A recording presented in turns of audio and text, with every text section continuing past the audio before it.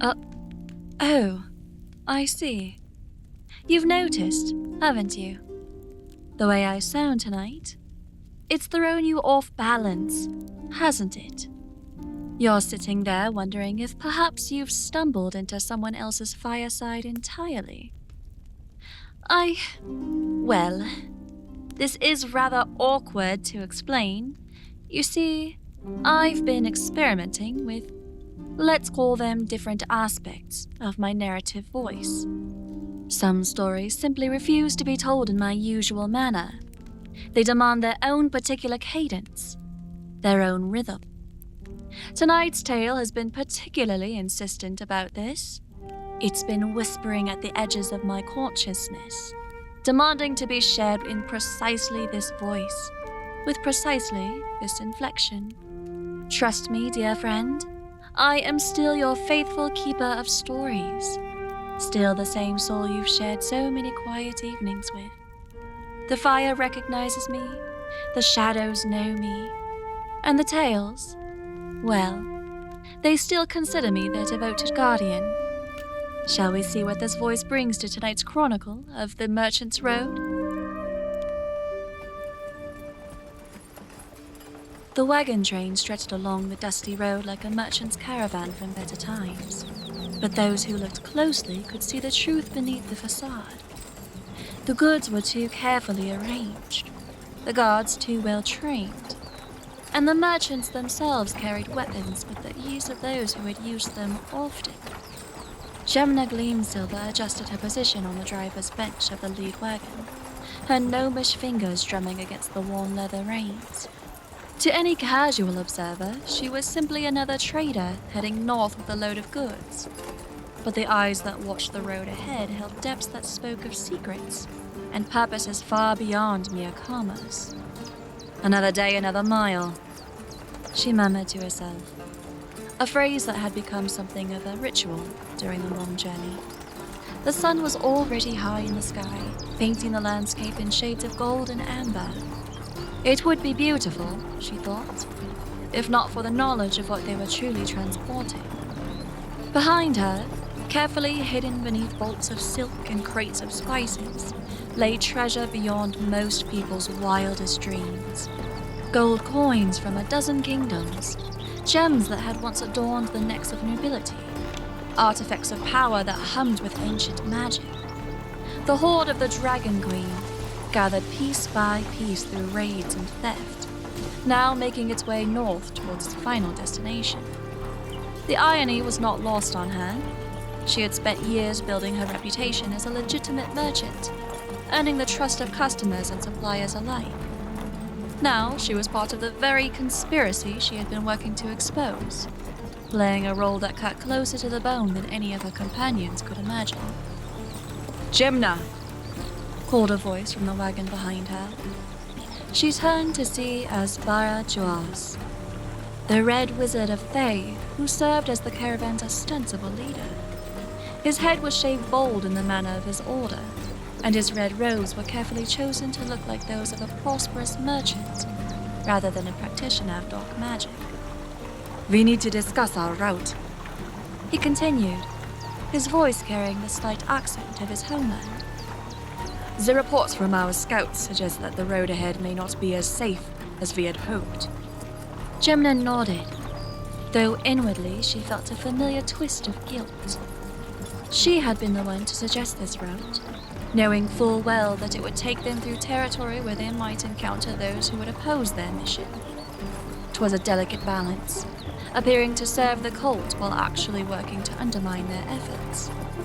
The caravan consisted of 5 wagons, each pulled by a team of sturdy horses and guarded by men who wore the rough clothing of mercenaries but moved with the discipline of trained soldiers. They had recruited actual merchants to fill out their numbers, traders who believed they were simply part of a well-protected caravan heading north for legitimate business. One of these genuine merchants was Akin Celebon, a middle-aged man with kind eyes and a ready smile. He had joined the caravan in Baldur's Gate, grateful for the protection it offered and the company of fellow travelers. His wagon carried bolts of fine cloth and small luxury items that he'd helped to sell in the northern cities. Been a good journey so far, he said to Jamna during one of their evening stops. The road's been safe, the weather fair, and the company... Well, you can't ask for better traveling companions. Jamna smiled and nodded, though her heart ached with the knowledge of what she was hiding from this good man. Akin had a daughter waiting for him in Waterdeep, a young woman who had recently given birth to his first grandchild. He spoke of them often, his face lighting up with joy whenever he mentioned their letters. She's named the baby after my late wife, he had confided during a particularly quiet evening around the campfire. Little Mira. I've never seen her, but I carry her picture everywhere. He had shown Jamna a small portrait, painted on ivory, of a baby with bright eyes and a toothless grin. The weight of her deception pressed down on Jamna like a physical burden. These people trusted her, relied on her expertise to guide them to safety to their destination. Yet she was leading them into danger, using their honest enterprise to mask the cult's dark purposes. The days blended together in a routine of travel and camp-making. The wagons would begin moving at dawn, following the ancient trade routes that connected the southern cities to the northern markets. During the day, the merchants would talk of business and family, sharing stories of distant places and profitable ventures. In the evenings, they would gather around the campfire, sharing meals and conversation under the stars. It was during one such evening that Jamna found herself sitting beside Akin, both of them gazing up at the constellation-filled sky. The old merchant had been quiet all day, and she could see the worry lines etched deep around his eyes. "Is everything all right?" she asked, though she dreaded what his answer might be. He was quiet for a long moment, then pulled out a letter from his coat pocket.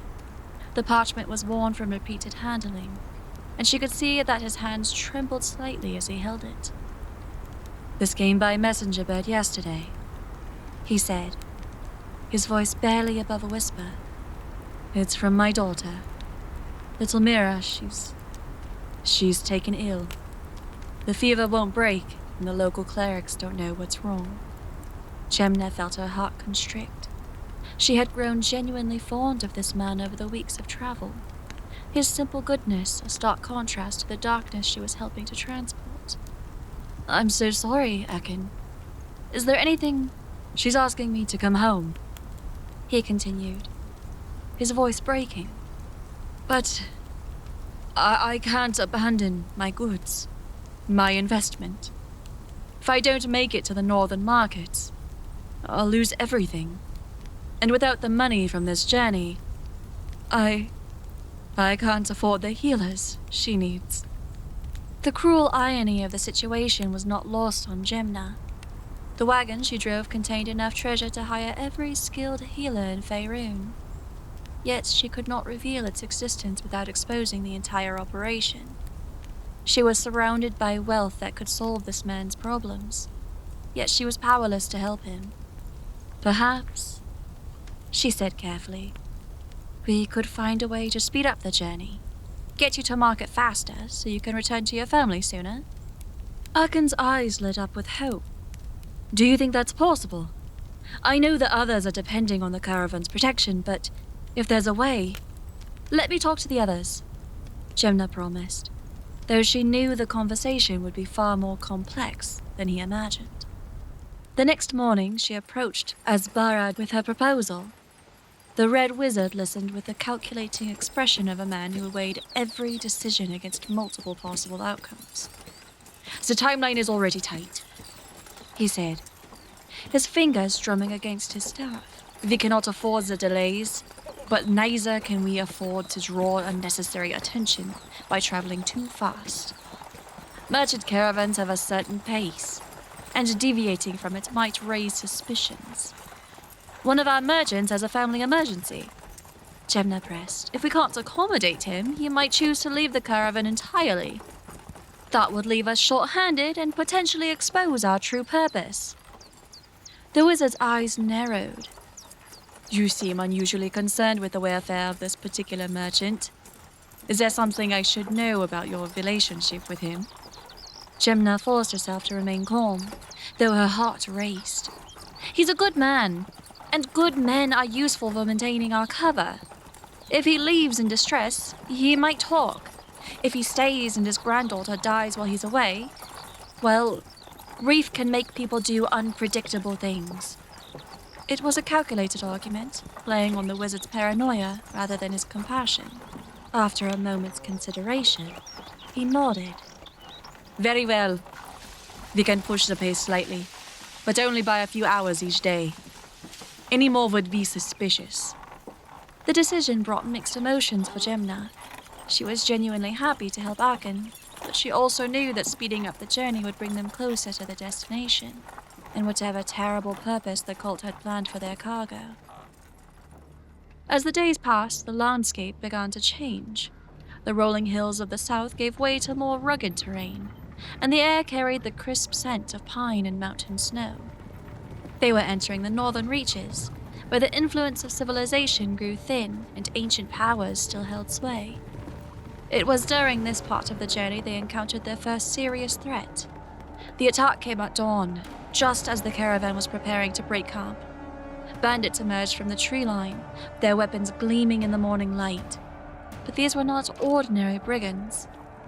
They moved with too much coordination, and their leader bore the distinctive tattoos of the Zhentarim. "Stand and deliver!" the leader shouted. His sword pointed at Asparajos. "We know what you carry, wizard. Hand over the cargo and we'll let you live." The Red Wizard's response was swift and terrible. Fire erupted from his fingertips, engulfing the nearest bandits in flames that burned with unnatural intensity. The screams that followed were cut short as his magic consumed them entirely, leaving only ash and the smell of sulfur. "Protect the wagons!" Jamna shouted, drawing her own weapon, a blade that seemed ordinary but hummed with subtle enchantments. The guards who had been traveling with them threw off their merchant disguises, revealing themselves as skilled warriors armed with military-grade weapons.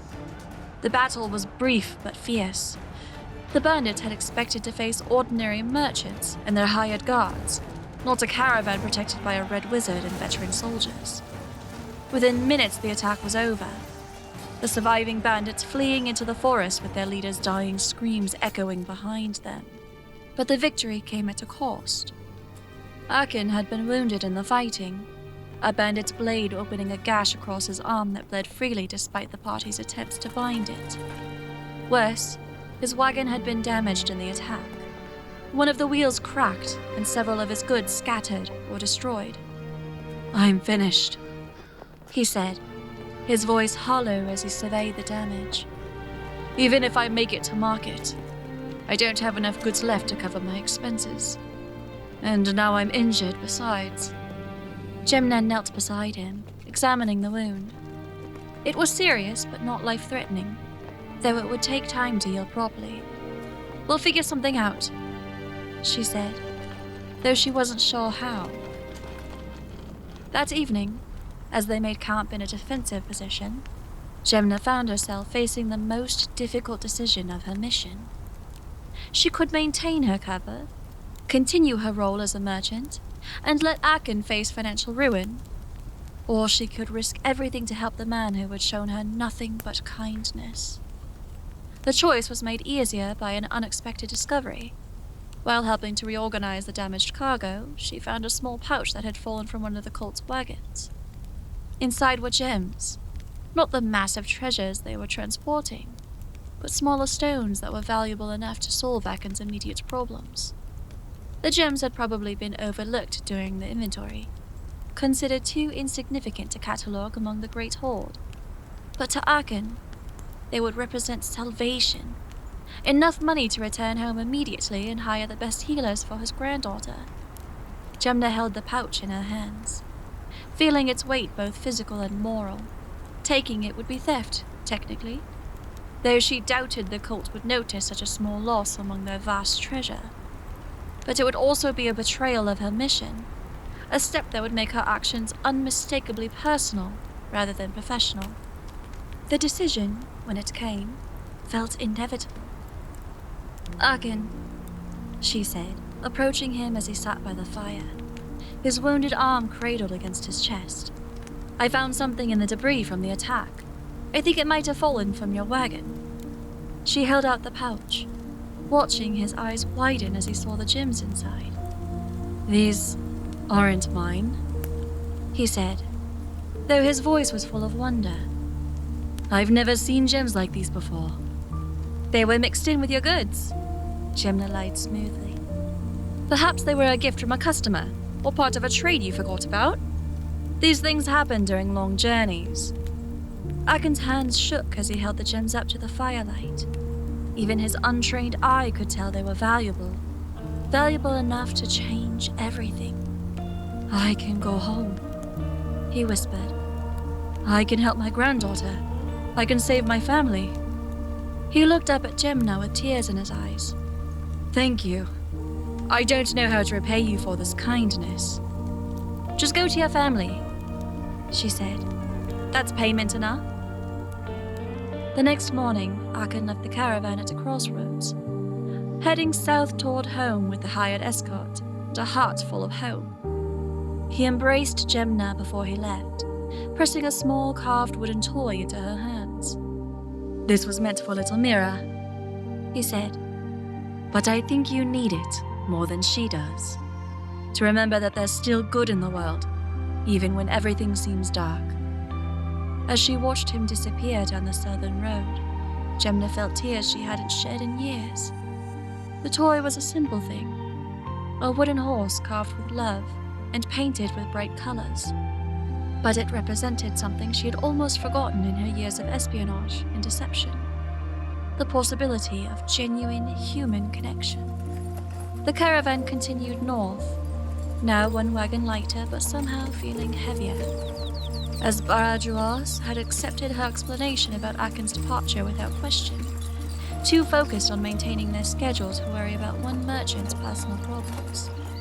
But Jamna carried the wooden horse with her, a reminder of the choice she had made and the man she had helped to save.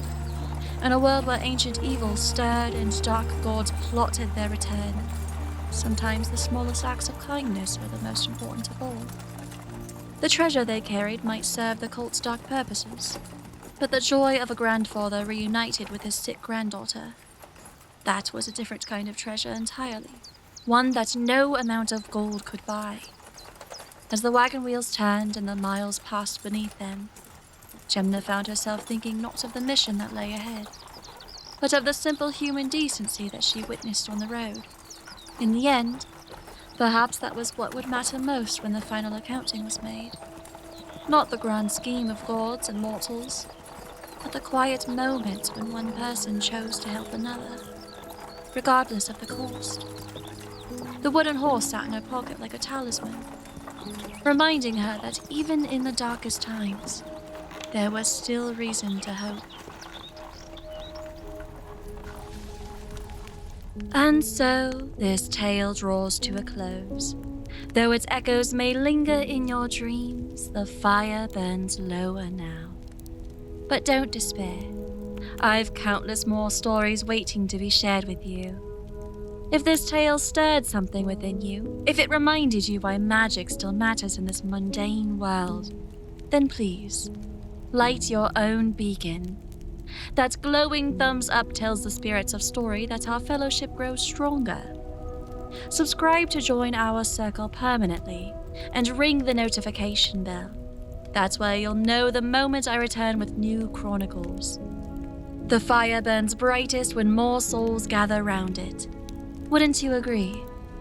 Now, if that's the case, share this tale with another weary soul who needs it, reminding them adventure still exists. Tag a friend who would appreciate a good story by the fire. The more who believe, the more real these worlds become. And if you're new to our hearth, explore the playlist of chronicles that I've gathered. Tales of heroes and villains, love and loss, magic and mystery. Each one carefully chosen for souls like yours. Until the fire calls us together again, may your own adventures be worthy of legend, and may you never lose the wonder that brought you here tonight. Travel or sleep well, brave soul. The long rest awaits your return.